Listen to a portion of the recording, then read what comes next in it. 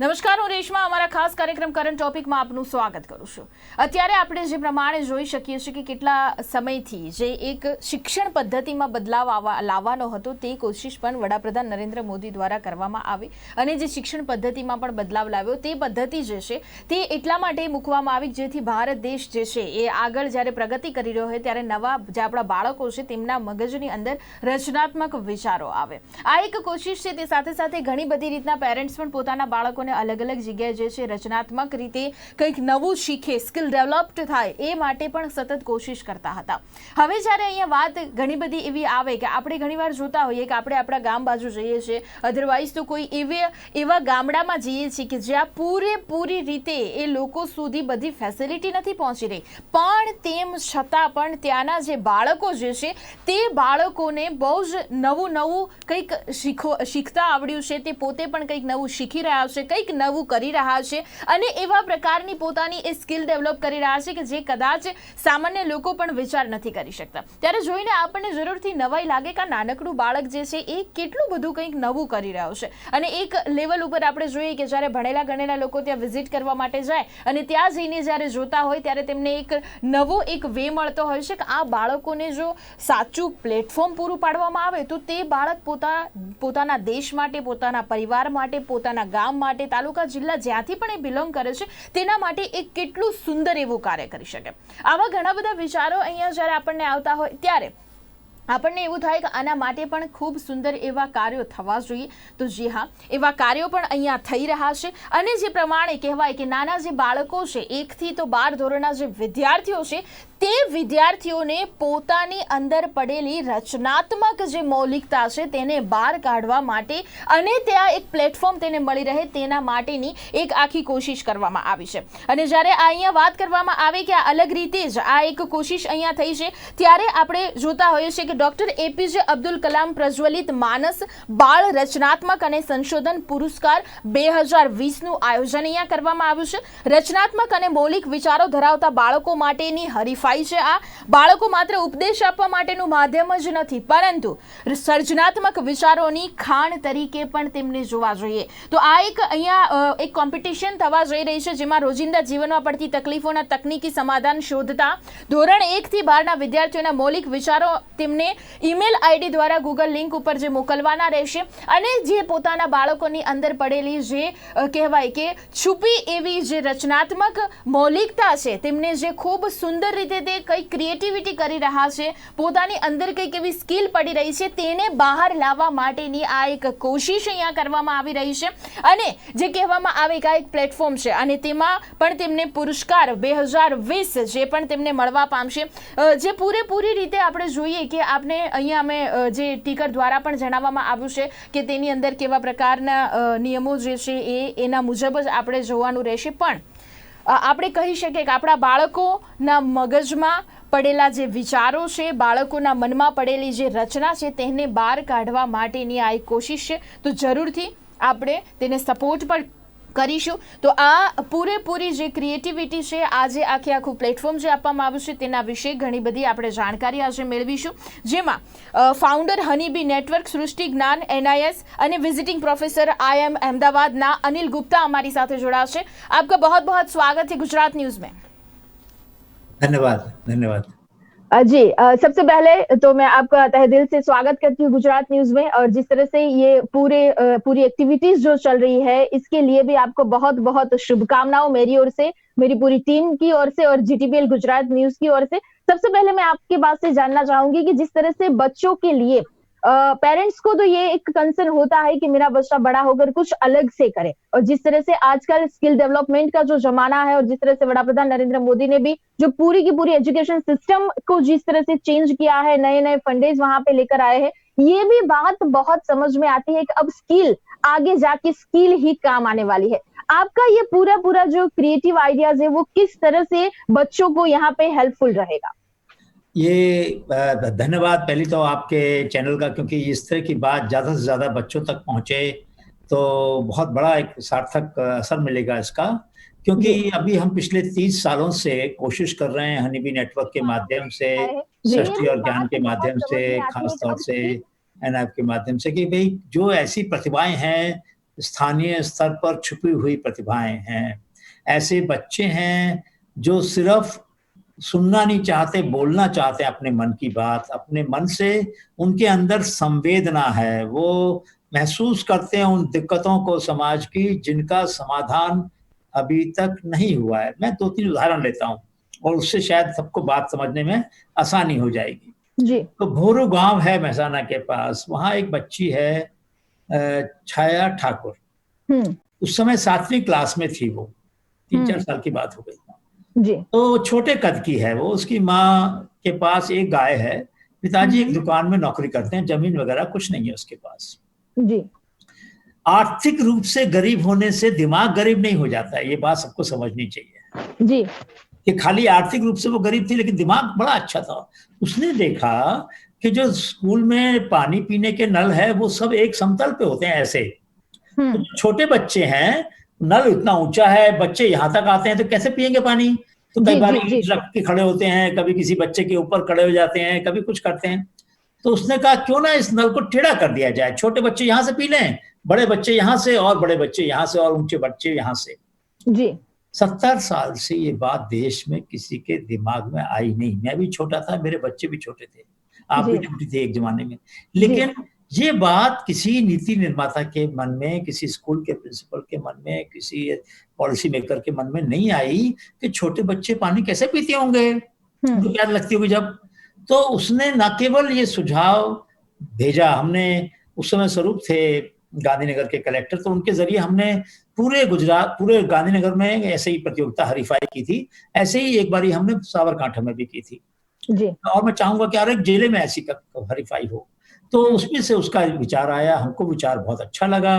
Doctor कलाम साहब आए थे फरवरी में उस साल अमरापुर में ग्राम भारती में, तो वहां उन्होंने पुरस्कार दिया। फिर वो गई राष्ट्रपति भवन और वहां पर श्री प्रणब मुखर्जी के हाथों से उसको पुरस्कार मिला और उसने अपनी बात समझी, बड़े विश्वास के समझाई। अब यही बात पूरी नहीं होती, उसको मैंने आईएम में बुलाया एज ए विजिटिंग फैकल्टी। आप सोचो तो सही, 7वीं क्लास की बच्ची को विजिटिंग फैकल्टी क्यों? मैंने कहा तूने देखा, तूने समझा, तूने उसका विश्लेषण किया और तूने उसको सुलझाया। मेरे बच्चे विश्लेषण खूब करते हैं आईएम के, सुलझाने में, रियल फील्ड में इम्प्लीमेंट करने में कम रुचि रखते हैं। समझा उनको कैसे किया तूने। तो उसने अपने अनुभव से आईएम के बच्चों को प्रेरित किया। तो एक उदाहरण हो गया। इसका मतलब कि छोटे बच्चे, वो तो 7वीं क्लास में थी, छोटे बच्चे अपनी सूझबूझ से ऐसी दिक्कतों को हल कर सकते हैं जिन दिक्कतों के साथ हमारा समाज आज तक जीता रहा है। उसकी आदत पड़ गई है उन समस्याओं को झेलने की, उनको समाधान नहीं किया। एक और बच्ची का नाम लेता हूँ, खुशी पटेल साबरकांठा की है। तो साबरकांठा में भी हमने प्रतियोगिता की। तो उसने कहीं देखा किसी वर्कशॉप में कि जब लोहे का काम करते हैं, ड्रिलिंग करते हैं, छेद करते हैं, तो लोहे के टुकड़े इधर उधर भागते हैं, तो कभी कभी आंख में भी लग सकते हैं, किसी की चोट लग सकती है जी। तो उसने कहा क्यों ना वहां पर एक मैग्नेट लगा दिया जाए। आप सोचो तो सही, छोटी बच्ची को चिंता हो रही है उस श्रमिक की, उस लोहार की जो कि ड्रिल पे काम कर रहा है, मोटर चल रही है ड्रिल, बोला वहां मैग्नेट लगा दो ताकि ये टुकड़े बाहर 30 सालों से जाएं, वहीं इकट्ठे हो जाएं एक जगह पर। कितनी अच्छी बात है। अब तीसरा सुधार, और ये है गांधीनगर का ही रोहित मालवीय। उसने बोला बहुत से लोग जब दवाई छिड़कते हैं, और आजकल आपको पता है जब बारिश नहीं होती है तो बहुत कीड़े लगते हैं फसलों में, तो दवाई छिड़कते हैं। तो वो दवाई छिड़कते हैं लेकिन मास्क नहीं पहनते हैं। तो जो मजदूर दवाई छिड़क रहा है या छोटा किसान दवाई छिड़कता है, वो दवाई के अंश उसके फेफड़े में जाते हैं। वो तो जहरीली दवाई है, तो नुकसान पहुंचाएंगे उसको। उसने कहा ऐसा सिस्टम होना चाहिए कि अगर आप मास्क नहीं लगाओगे तो पंप आपका काम ही नहीं करेगा। अब आप बताइए। ग्रेट। लोग हैं समझते तो नहीं है सीधे सी बात को। मतलब मैंने छोटे से उदाहरण लिए 3, ऐसे बहुत सारे उदाहरण मैं और बताऊंगा आपको एग्जाम्पल। कि बच्चों के पास वो प्रतिभा है। हमारे बच्चों को बेचैन करना है उन दिक्कतों के प्रति जो हमारा समाज, हमारी उम्र के लोग आदी हो गए हैं झेलने के लिए। हम लोग तो उनके साथ जिए जा रहे हैं, वो समस्याएं तो हल नहीं हो रही हैं। तो प्रधानमंत्री ने जो नई शिक्षा नीति में बात की, उन्होंने कहा कि हर स्तर पर सृजनशीलता का विकास करना पड़ेगा, सृजनात्मकता का विकास करना पड़ेगा। उसका एक तरीका है कि हम बच्चों को चैलेंज करें, चुनौती दें। अरे बच्चों हरीफाई करें, और पूरे देश में ये हरीफाई चल रही है, जिसमें आपके माध्यम से वो बच्चे और उनके माता पिता ध्यान दें, बच्चों के विचार बच्चों के नाम से भेजने हैं जी। अगर बच्चों को भेजना है ignitedmind@honeybee.org, और आप व्हाट्सएप नंबर भी दिखाएंगे लोगों को, हमारे देखने वालों को, तो उनको व्हाट्सएप नंबर भी मिल जाएगा, जिस व्हाट्सएप नंबर पर वो अपना सुझाव बच्चे भेज सकते हैं। माँ बाप को अगर अपना सुझाव भेजना है, किसी टीचर को अपना सुझाव भेजना है, किसी किसान को भेजना है, तो वो HBNCRIIA@honeybee.org पे भेजे। वो बच्चों के नाम से ना भेजे। देखो एक दिक्कत है हमारे समाज में, कई बार माँ बाप अपने बच्चों को आगे बढ़ाने के लिए, अध्यापक अपने बच्चों को आगे बढ़ाने के लिए अपने विचार उनके नाम से भेजते हैं। ये अच्छी बात नहीं है, क्योंकि आपको यह पहली बात या तो विश्वास नहीं है कि बच्चे अपने आप मौलिक चिंतन कर सकते हैं। आपने रेशमा बड़ा अच्छा शब्द इस्तेमाल किया था शुरू में, मौलिकता, ओरिजिनलिटी, बहुत अच्छी बात है ये, क्योंकि जब तक मौलिकता नहीं होगी तो नवसर्जन कैसे आएगा। मौलिक है मतलब मैंने जो पहली बार सोचा है वो मौलिक है। तो मौलिकता का विकास अगर हमें करना है, बच्चों की सृजनशीलता की क्षमता बढ़ानी है, उनका कौशल बढ़ाना है, तो हमें उनके ऊपर दबाव डालना पड़ेगा, अपनी अपेक्षाओं का, अपनी उम्मीदों का, ताकि बच्चे मजबूर हो जाएं, बच्चे को विवश हो जाए नई नई कल्पनाएं करने के लिए। हम उसको बना बनाया खाना खिलाएंगे तो बच्चे को सीखने का मौका अच्छा नहीं मिलेगा। तो इसलिए मेरा अनुरोध है कि अध्यापक, टीचर अपने विचार ना भेजें बच्चों के नाम से, अपने विचार भेजें HBN क्रिया पर @honeybee.org, लेकिन बच्चों के विचार बच्चों के नाम से भेजें। जी जी, बहुत ही सही बात आपने बताई है, जिस तरह से कि हम देखते हैं कई बार कि बहुत सारे ऐसे गांव हैं कि जहां तक शायद पूरी फैसिलिटीज नहीं पहुंच पाई है, लेकिन वहां के बच्चे हैं वो कुछ न कुछ नया करते हैं। यहाँ पे अनिल जी, ये पूछने को जरूर से मेरा मन हो रहा है कि जिस तरह से हम देखते हैं कि जो भी बच्चे हैं वहाँ गांव में है, वहां पे शायद उनके पेरेंट्स को भी इतना ज्यादा पता नहीं है कि मेरा बच्चा ये कुछ नया कर सकता है, या उनको भी नहीं पता है कि मेरे बच्चे के अंदर ये कोई रचनात्मक मौलिकता, कोई शक्ति ऐसी पड़ी हुई है। तो वहां किस तरह से प्रोसेस करती है आप लोग, किस तरह से वहां पे जो बच्चे के अंदर कुछ पड़ा हुआ है तो उसको आगे बढ़ाने के लिए और ज्यादा प्लेटफॉर्म के लिए और क्या क्या प्रोसेस करने की जरूरत है? यहाँ पे जितने भी दर्शक है उनको ये सवाल जरूर से यहाँ पे होता होगा। नहीं, ठीक कह रहे हैं आप, बिल्कुल ठीक कह रहे हैं। तो हम लोग क्या क्या करते हैं बताता हूँ। एक, हम करते हैं बच्चों की कार्यशाला आयोजित करते हैं, जिसमें बच्चों को नए नए विचार सोचने होते हैं और ढूंढने होते हैं, दिक्कतें ढूंढनी होती हैं। तो जैसे हमने एक बार एक कार्यशाला की, वर्कशॉप की, तो कुछ बच्चे 4-5 के ग्रुप में एक कुम्हार के पास गए जो मिट्टी के बर्तन बनाते हैं जी। जाकर पूरा अध्ययन किया उनका, कहाँ से मिट्टी लाते हैं, क्या करते हैं, सब कुछ। अगले दिन जब वो प्रेजेंटेशन कर रहे थे इस क्लास के अंदर हमारे मीटिंग में, बोले, और उन्होंने मेरे से वैसे ही सवाल किया जैसे मैं करता था, बोले, प्रोफेसर साहब बताइए, अगर आपको एक चीज में सुधार लाना है मिट्टी के बर्तनों के काम में, कुम्हारों के काम में, तो कौन सी चीज आप बदलेंगे? जी। तो मैंने बोला, भाई चक्के में मोटर लगा दें। गलत। तो मैंने कहा मिट्टी को गूंदने की कोई मशीन बना दे, जैसे आटा गूंदते हैं। गलत। थोड़ी देर में बच्चे बोले, आपने हार मान ली? मैंने कहा हाँ भाई, मैंने हार मान लिया, मेरे को दिमाग में नहीं आ रहा है, और क्या बदल सकते हैं हम? बोला, आपको पता नहीं है, जब मिट्टी लाते हैं उसको छानना पड़ता है, छान कर उसके बाद वो मिट्टी के बर्तन बनते हैं, क्योंकि अगर मिट्टी के कण सब बराबर साइज के नहीं होंगे तो घड़े में पानी नहीं रुकेगा, पानी लीक कर जाएगा। फिजिक्स के सिद्धांत के हिसाब से आप देखें तो बात बड़ी अच्छी है, बच्चों की समझ बिल्कुल सही थी, लेकिन मेरे दिमाग में कभी आई नहीं थी ये बात। मतलब बच्चों को अगर हम मौका दें कि वो जाकर ढूंढे अपने आसपास कहाँ पर दिक्कत हो रही है किसी को, तो बचपन से ही उनके मन में संवेदना जागेगी। संवेदना एक बहुत अच्छा शब्द है, सम माने बराबर, वेदना माने दर्द। जब किसी का दर्द मुझे उतना ही गहरा महसूस हो जितना उसको होता है, तो वो दर्द उसका नहीं, मेरा हो जाता है। संवेदना से सृजनशीलता, मतलब कि मैं दूसरे के दुख को इतना महसूस कर रहा हूं कि अब मुझे इसका समाधान ढूंढना ही पड़ेगा। तो हम बच्चों को चुनौती दें। बच्चों देखो अपने आसपास, एक बच्ची थी बिहार की, पटना की, शालिनी, उसके पिताजी वॉकर यूज करते थे, वो होता है ना यू शेप का वॉकर जिसको पकड़ के चलते हैं बड़े लोग। तो वो वॉकर से सीढ़ी पे नहीं चढ़ सकती थी। उसके पिताजी, दादा जो थे, सीढ़ी पे वॉकर को इस्तेमाल नहीं कर सकते, ज्यादातर वॉकर ऐसे होते ही नहीं है। तो उसने एक लाइन लिख के भेजी, क्या वॉकर के अगले पैर एडजस्टेबल हो सकते हैं, कि छोटे भी हो जाएं, बड़े भी हो जाएं? हमारी टीम ने, NIP टीम ने बनाया वॉकर, जिसके जब सीढ़ी पे चढ़ते हैं तो आगे के पैर छोटे हो जाते हैं, और जब नीचे आते हैं तो आगे के पैर बड़े हो जाते हैं। वॉकर सिटी पे चढ़ने वाला पहली बार दुनिया में बना। यूरोप में, अमेरिका में भी ऐसा वॉकर नहीं था। शालिनी को पुरस्कार मिला, कंपनी बना रही है उसको।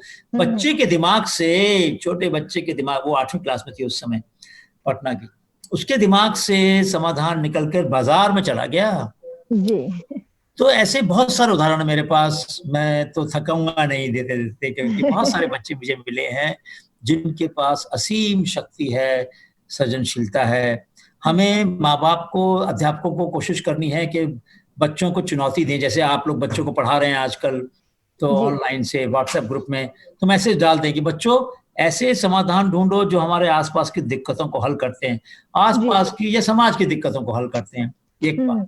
दूसरा, हम लोग शोध यात्रा भी करते हैं जी। हम गर्मियों में जाते हैं जहाँ गर्मी पड़ती है, ठंड में जाते हैं जहाँ ठंड पड़ती है। तो हमने गुजरात के सारे हिस्सों में वो शोध यात्रा की है और बाकी देश में सभी राज्यों में शोध यात्रा की है। तो शोध यात्रा में भी हमें नए नए सुझाव मिलते हैं। तो एक बार हम सिक्किम में थे तो एक बच्ची बोली कि आप जिस रास्ते से आए, वो रास्ता, सड़क बन रही थी तो बहुत उबड़ खाबड़ थी, तो बोले आप रास्ते से आए तो आपको कैसा लगा? हमने कहा बहुत धक्के लगे भाई। तो बोले आप सोचो जब एम्बुलेंस में किसी मरीज को लेके जाएंगे ऐसे रास्ते से तो वो बीमार नहीं हो जाएगा ज्यादा? और मैंने कहा हो जाएगा भाई, तो क्या करना चाहिए? तो बोले एम्बुलेंस के अंदर जो स्ट्रेचर होता है उसमें शॉक एब्जॉर्बर होना चाहिए, यानी कि स्प्रिंग होनी चाहिए जिससे जमीन के जो गड्ढे हैं उनका धक्का मरीज के ऊपर ना जाए, पेशेंट। Great great great. अब देखो कितनी अच्छी बात है, आज तक ऐसा स्ट्रेचर बना नहीं कहीं पर भी। जी जी। तो उस बच्ची ने सोचा इसके बारे में और ये जानकारी से उसको पुरस्कार भी मिला, चैम्बर ऑफ कॉमर्स का पुरस्कार मिला उसको, उसका राष्ट्रीय पुरस्कार मिला राष्ट्रपति जी द्वारा। मतलब कि पूरे देश में ऐसे बच्चे हैं जिनके पास कुछ ना कुछ। एक बारी हम वहां थे, हेमा प्रधान उस बच्ची का नाम था। एक कश्मीर में, गुरेज में हमें एक बच्चा मिला। कश्मीर में हम शोध यात्रा कर रहे थे, छोटा बच्चा था। तो हम लोग ने प्रेजेंटेशन लगा रखा था, रोशनी से हमने दिखाया कैसे कैसे इनोवेशन होती हैं। काफी सारे बच्चे इकट्ठे हो जाते हैं जब कोई गांव में कोई आता है बाहर से, तो बच्चे इकट्ठे हो गए। एक बच्चा बोला प्रोफेसर साहब, उसको पता लग गया मैं प्रोफेसर हूँ, बोला प्रोफेसर साहब मैंने भी एक इन्वेंशन की है। अच्छा, तो बोला लेकर आऊं? मैंने कहा लेकर आ। तो घर गया और घर से उसने एक कहीं से मोटर निकाली, कहीं से बैटरी का कुछ किया, कहीं से तार निकाला और एक पंखा डंडी में बनाकर पंखा लाया। देखो ये पंखा चलता है। तो मैंने कहा ये तो बड़ा अच्छा काम किया तूने। उसका नाम था रफीक या ऐसे कुछ नाम था उस बच्चे का, गुरेज वैली का। तो बच्चा बोला, तो हमने कहा और क्या करना चाहिए? बोला गांव में ना या स्कूल में एक ऐसा कमरा होना चाहिए जिसमें लोगों के जो बिजली के सामान खराब हो जाते हैं वहां डाल दें। जी। आपको बोला आपको पता है जब बिजली का कोई सामान खराब होता है तो सारे पुर्जे उसके खराब नहीं होते। अरे अच्छी बात कही है, समझो बात को कि सारे कंपोनेंट थोड़े खराब होते हैं, एक कोई सर्किट खराब हो गया बस।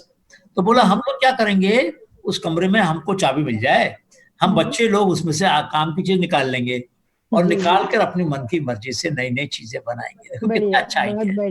हर गांव में, हर स्कूल में एक ऐसा रूम हो, ऐसा कमरा हो जिसमें बच्चों को दे दें हमारा पुराना टेलीविजन, पुराना रेडियो, पुराना टेप रिकॉर्डर, पुराने फोन वहां रख दें, बच्चों को पेचकस दे दें खोलने के लिए, खोलो इसमें से निकालो क्या करना है, बनाओ जो भी करना है।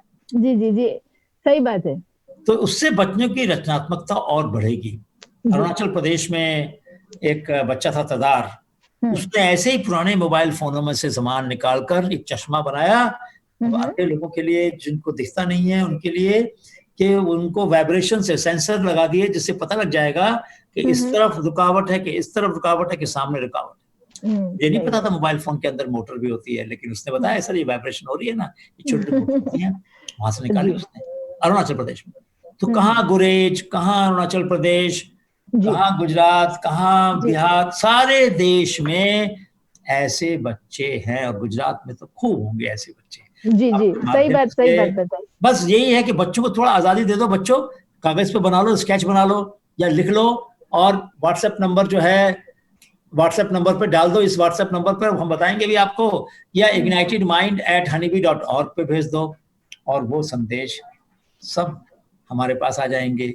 15 सितंबर लास्ट डेट है जी। 15 अक्टूबर को हम इनाम घोषित करेंगे। 15 अक्टूबर को डॉक्टर एपीजे अब्दुल कलाम साहब का जन्मदिन होता है। डॉक्टर एपीजे अब्दुल कलाम साहब का जन्मदिन 15 अक्टूबर को है। और जो नंबर है वो है 9313246772, 9313246772 ये नंबर है। इस नंबर पे कहीं से भी भेज सकते हैं अपने अपने व्हाट्सएप से इसके ऊपर अपना संदेश। बच्चों के आइडियाज हमें मिलेंगे, हम ढूंढेंगे और हम खाली उन आइडियाज को सुनेंगे नहीं, उन आइडियाज पर प्रोडक्ट भी बनवाएंगे।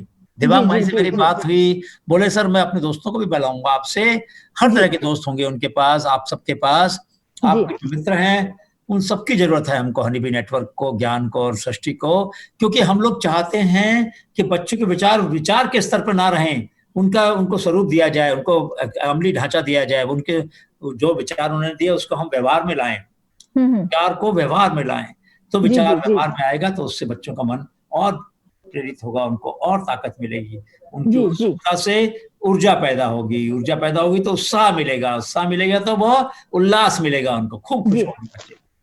जी बिल्कुल सही बात आपने बताई अनिल जी। जिस तरह से हम देखते हैं कि बहुत सारे ऐसे बच्चे हैं, कहीं ना कहीं जिस तरह से हमारी पुरानी जो एजुकेशन की जो शिक्षण नीति जो हम बता सकते हैं, वो भी बहुत ज्यादा बच्चों पे लोड लगा रही थी कि एक ही बुक्स या जितनी भी बुक्स दी जाए उसी को आप पढ़ो, फिर थोड़े दिन के बाद एग्जाम्स आ जाती है, बच्चे और पेरेंट्स दोनों उसमें लग जाते हैं, फिर एग्जाम्स के जो भी रिपोर्ट कार्ड थे उसी पे ही उनकी दुनिया चलती थी, ताकि जो बच्चा अच्छा कोई गाता था, अच्छा कोई डांस करता था, अच्छा कोई क्रिकेट खेलता था, अच्छा उसको कोई ना कोई इनोवेटिव आइडियाज जो आते थे वो सब बंद कर दिए थे। लेकिन जिस तरह से अब ये बदलाव आ रहा है, हम ये आशास्पद जरूर है यहाँ पे कि कुछ ना कुछ नया और बहुत सारे साइंटिस्ट हमें फ्यूचर में अपने ही मिले और जहाँ पे हम बहुत प्राउड ले सके। सही कह रही हो, बिल्कुल ठीक कह रही हो। ऐसे बच्चों को अभी से प्रेरणा मिलेगी, अभी से उनको हम उनकी बातों को सुनेंगे, उनके विचारों को आगे बढ़ाएंगे, तो यही बच्चे बड़े होकर देश के निर्माण में, देश के विकास में और देश के लिए नहीं पूरी दुनिया के लिए समाधान। जी सही है, बिल्कुल बिल्कुल बहुत ही सही बात आपने बताई। जिस तरह से हम यहाँ पे हमारे पास टाइम अब समाप्त हो रहा है अनिल जी, तो मैं एक बार लोगों को, दर्शकों को बता दे रही हूँ जिस तरह से ये आपने जो भेजा था कि દર્શક મિત્રો મહત્વની વાત કે ખાસ કરીને આ ડોક્ટર એપીજે અબ્દુલ કલામ પ્રજ્વલિત માનસ બાળ રચનાત્મક અને સંશોધન પુરસ્કાર 2020 છે, જે રચનાત્મક અને મૌલિક વિચારો ધરાવતા બાળકો માટે હરીફાઈ નું એક આખું નવું પ્લેટફોર્મ આપવામાં આવ્યું છે। રોજિંદા જીવનમાં પડતી તકલીફોના તકનીકી સમાધાન શોધતા ધોરણ 1 થી ધોરણ 12 ના વિદ્યાર્થીઓના મૌલિક વિચારો નીચે આપેલા ઈમેલ આઈડી અને ગૂગલ લિંક પર મોકલી આપવા માટેનો અનુરોધ છે। અને જ્યાં પૂરે એ ઈમેલ આઈડી જે છે ignitemind@honeybee.org લિંક છે https://bit.ly/2rxontp અને મોબાઈલ નંબર ઉપર પણ 9313246772 આ ઉપર તમે મોકલાવી શકો છો પોતાના બાળકની મૌલિકતા, રચનાત્મક અને બાળકને નવું એમ પણ અત્યારે લોકડાઉન ચાલે તો સ્કૂલ પણ અત્યારે બંધ છે, જરૂરથી આપણે કંઈક નવું, જે વડાપ્રધાન નરેન્દ્ર મોદીએ પણ કહ્યું છે કે હવે સર્જનાત્મક શક્તિઓ બાળકોની અંદર વિકસાવવી બહુ જરૂરી છે, કારણ કે આગળનો જે સમય છે સ્કિલ ડેવલપમેન્ટનો આવશે। જરૂરથી આ બધી ઘણી બધી આપણે અહીંયા ચર્ચા કરી, तो चर्चा करने માટે મારી સાથે અનિલ ગુપ્તા જોડાયા હતા। बहुत बहुत शुक्रिया आपका हमारे साथ जुड़ने के लिए। धन्यवाद, शुभकामना जी। तो दर्शक मित्र, નવા વિષયો પર ચર્ચા કરવા માટે આપને માહિતગાર કરવા માટે ત્યાં સુધી રજા આપશો। નમસ્કાર।